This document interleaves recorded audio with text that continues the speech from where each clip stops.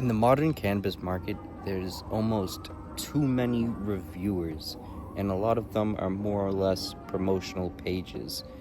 They're built so that they can get free weed, and they're built not necessarily in aim to help the people. So, is there actually a value to reviewers at all? Of course, done right, it could be definitely very useful for seeing what you don't want to actually spend your money on. In the bigger picture, it's very much only helpful for that when you are able to see if something isn't as good as you are expecting it to be, especially if it's for a high ticket. If it's very expensive and you go read about it and see that there is reviews saying that there's clearly something that is wrong, and it's consistently wrong throughout all of these different ones that you're able to read, it leads you to see that this is probably not just something that one person is trying to hate on them saying. It's more likely that it is something that is an actual issue that is at hand that needs to be fixed, but the brand is not looking to fix it. They're just looking to make some money. So there's definitely a lot of value in a situation like that.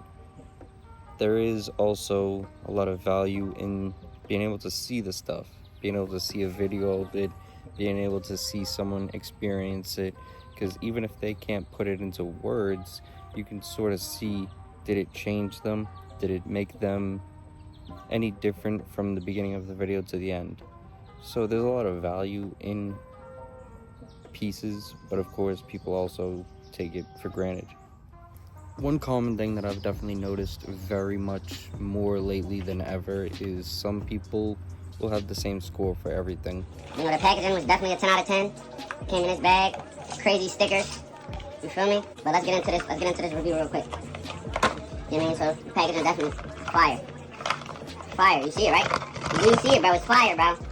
Everything gets a 10, everything gets a 10, everything gets a 10, and that is usually a sign that they are just looking for handouts. They're looking for people to give them donations, and that is not good.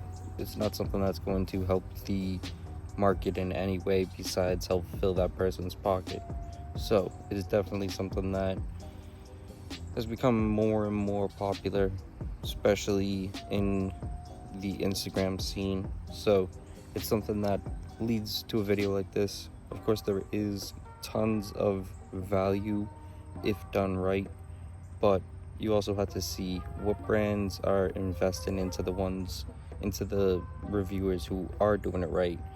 Are some of these brands investing into these more promotional pages where they're kind of just blowing smoke up people's asses? If so, that's probably what time that the brand is on.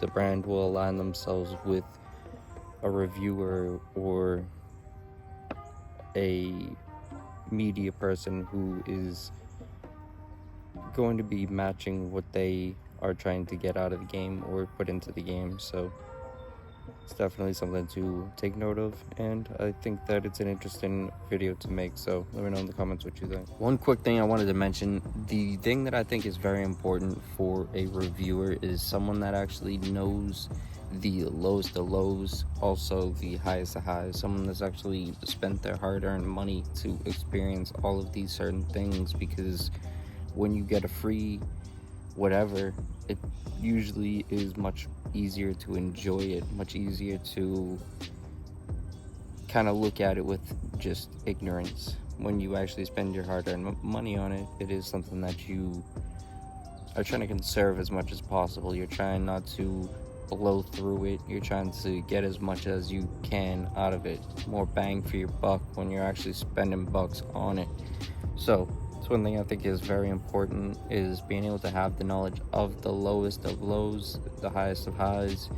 It goes that extra mile of showing you what everything is actually supposed to fit into and giving you an actual range of certain things, because I see a lot of people giving things the same exact score, a 10, 10, 10, 10 across the board, and it's just like, realistically, how is this possible? How does this even makes sense, because if you were comparing everything to each other, there would be some differences. There'd be some way it would be different. One would have to be better in some way, so it would lead you to be able to create a chart of what you think is the levels. And when you see someone literally doing the same exact levels for everything, they're not really doing it for the right purpose. I think that makes sense.